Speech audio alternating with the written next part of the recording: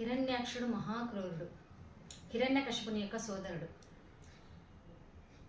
అతడు చేస్తున్నటువంటి దుశ్చర్యల్లో భాగంగా భూమిని సముద్రంలో ముంచేయాలనుకున్నాడు. భూమిని సముద్రంలో ముంచేశాడనమాట.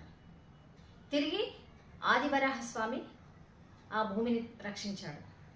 అంటే దీని సైంటిఫిక్ రీజన్ ఏ విధంగా ఉంటుంది అంటే, భూమిని భూకక్ష నుంచి వేరు చేసి విశ్వ సముద్రంలోకి పంపించాడు.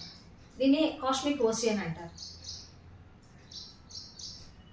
ఆదివరాహస్వామి వచ్చి కాస్మిక్ ఓషియన్లోంచి తిరిగి భూమిని భూకక్షలోకి ప్రవేశపెట్టాడు. ఇది సైంటిఫిక్ రీజన్. తిరుపతిలో ఆదివరాహస్వామికి మొదటి పూజలు అందిస్తారు. ఆదివరాహస్వామి యొక్క అవతార రహస్యం అదే, భూమిని కాపాడడం అతని యొక్క ఉద్దేశం.